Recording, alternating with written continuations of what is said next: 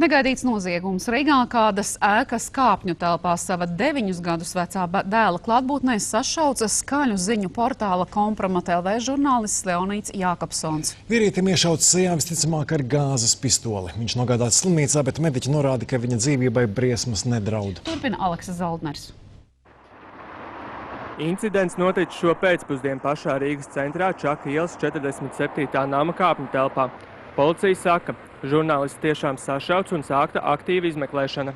Šodien 5:00 mēs saņēmām izsaukumu, kad Čaka ielā ir sašauts vīrietis un ka šis vīrietis ir Leonīts Jākapsons.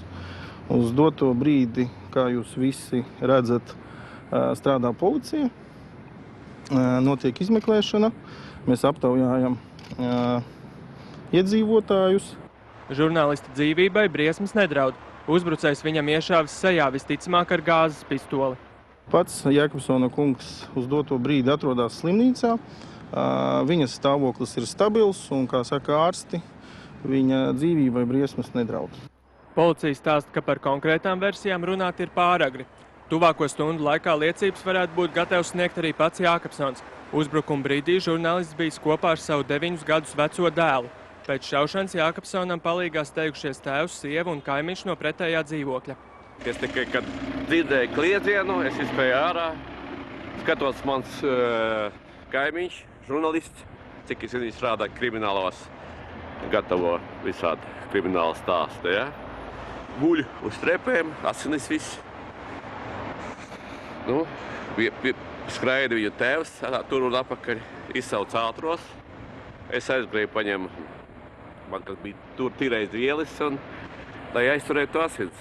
Cietušā kaimiņš stāsta, ka pēc incidenta Jākapsons bijis pie samaņas. Ar mediķu palīdzību pats aizgājis līdz ātrās palīdzības mašīnai.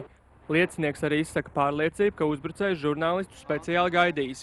Es domāju, ka viņi gribēja trāpīt pa īstām, bet trāpīja garām drusciņi, jā, tā viņam veicās. Un viņi pēc tam aizved uz slimnīcu? Jā, pēc tam viņu paņēma ātrā palīdzība un atved slimnīcu. Viņš bija bez samaņā? Nē, viņš bija samaņā. Šeit viss ir kārtībā. Viss ir kārtībā. Cilvēkam ļoti veicās. Šoreiz cilvēkam ļoti veicās. Jo varēja gadīties arī kaut kas cits.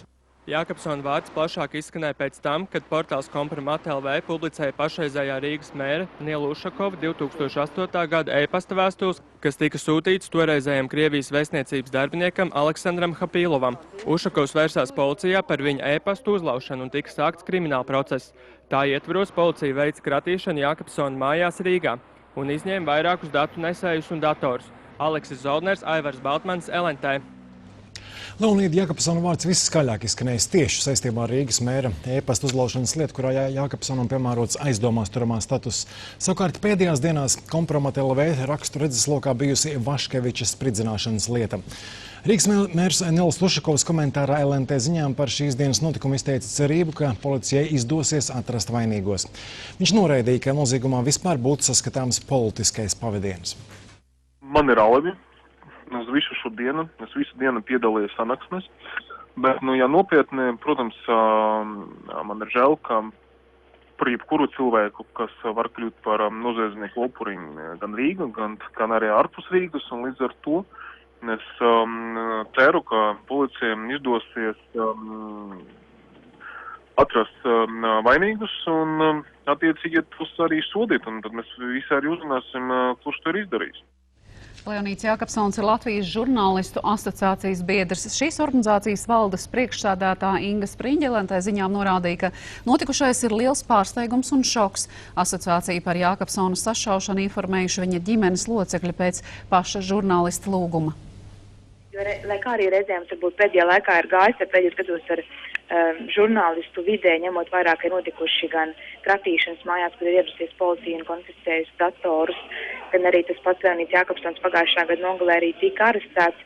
Mums nekad nebija ienācis prātā, ka varētu notikt tik klājš uzbrukums ar tādiem fiziskiem draudiem. Tāpēc arī mēs kā asociācija uzskatām, ka tas ir pilnīgi un noteikti nepieņemami, sevišķi demokrātiskā valstī, kurā mēs dzīvojam, un tas nodarīs ļoti lielu kaitējumu arī tādai kopējai žurnālistu un valsts tēlam pasaules acīs. Spriņģi arī norādīja, ka Latvijas tiesību sargājušām iestādēm šim uzbrukuma gadījumam un tā izmeklēšanai būtu jāpievērš īpaša uzmanība un nekavējoties jānoskaidro notikušā apstākļi.